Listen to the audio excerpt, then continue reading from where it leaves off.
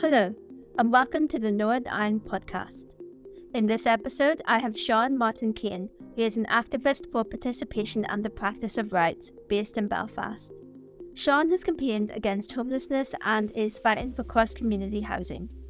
So, can you tell me a little bit about yourself? My name's Seán. I'm 42. I've been homeless on and off for about 16 years. I'm just taking each day as it comes. And how are you finding that? Good, but lonely sometimes because I'm on my own. Is there any injustices that you would witness on a day-to-day basis? Yeah, I have friends lying on the streets and they shouldn't be lying on the streets. You females on the streets shouldn't be on the streets. It's just people down on the streets. It shouldn't be happening in 2023. It shouldn't be. And is there anything you think should be done to resolve this? The government want to come out and on their streets and actually witness what us volunteers, outreach workers see on a day-to-day basis. I challenged them last year to come out on their streets for 3 nights and they told me no. And how do you feel the cost of living crisis has impacted the homeless crisis? Majorly, because it's took major funding away from organisations who's making a difference. So they want to make a difference and can't make a difference because they don't have the money. You mentioned you were working with the Regina Celli House to get it back and running, and there's a new hostel, or only women hostel, that's been put up called the Catherine House. What are your thoughts on it? It's a shambles. Don't get me wrong, Welcome Centre do a very good job, but it is a token of good gesture to Catherine's sister, who's did very good campaigning around the lack of services for women. I think it's just, we'll give you this and put your name on it and well done, thanks for doing all the campaigning. That's my personal opinion on it. They should have employed specialised workers who are qualified, social workers and nurses and stuff like that. Get the right people in to do the job. Some people would argue that the new Catherine House houses 10 people, and some people might be satisfied with that. What would you say to them? Where's the other 11 bed Regina Celli had? It was only 1 bed closed down to open a new 10 bed place. Where's the sense in that?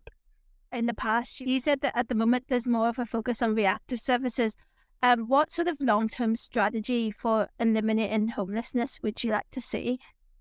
I would like to see new bespoke services within the homeless sector where we have a hostel for each illness, like your mental health, your drug addiction, your alcoholism. There's nothing. And COVID, actually, I sort of saw that it sort of proves that the government could house people, like, say, in hotels, like, if they wanted to. So do you feel a similar, what they did over COVID, do you think they should do again, but make it more long-term? Yep. Strongly agree here. You should rehouse or put them in hotels or single lads and stuff like that. I had a look at participation rights page, and your organisation state there is still religious inequality when it comes to housing. Can you tell me a bit more about that? We've been campaigning for housing on Maggie's site in Belfast, the old steel factory, and they've put a greenway there and dezoned it for housing and employment. Do you feel like the religious inequality, you say 82% registered as homeless are Catholic in, I think it was North Belfast, I think you said. What would the breakup of the population be like? Is there more Protestants in housing than Catholics? You've less housing need if you're a Protestant than you're a Catholic. There's more Catholics need housing in northwest Belfast than there is Protestants, if that makes any sense. What do you think the government should do then if there is still an inequality of housing? Listen to what we've been campaigning for, is cross-community housing. It would be the first in West Belfast to ever happen. So it would, and it's right on a peace line, which makes perfect sense because they always said we want to break in on walls down. Well, we've given you the answers to break that wall down now. So why not listen to us? Do you feel that the government doesn't listen to you? They listen, but let on they don't.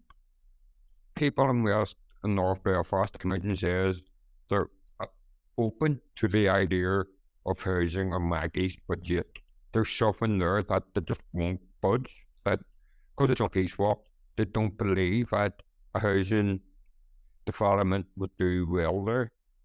So do you feel the sort of divides between unionists and nationalists, do you feel like that has a negative impact on housing in general and how it's allocated? Yep. When it comes to West Belfast, they get one new development on the Mona bypass.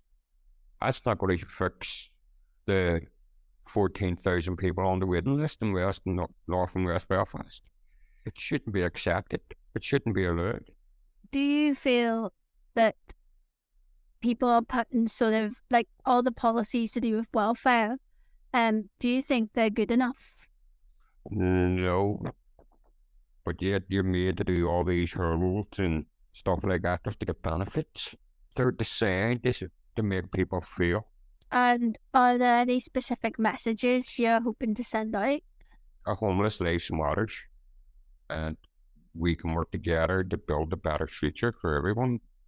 And if you were to send a message to the government, what would it be? That you know where I am, and I'm happy to sit with any one of you and talk about homelessness. Put their words and the actions. It's all well and good talking about it. I never see anything being done. Closing homeless services down quicker than opening new services. And do you feel there's a stigma toward people who are homeless, and do you feel that could be maybe a factor as to why, you feel that politicians aren't listening?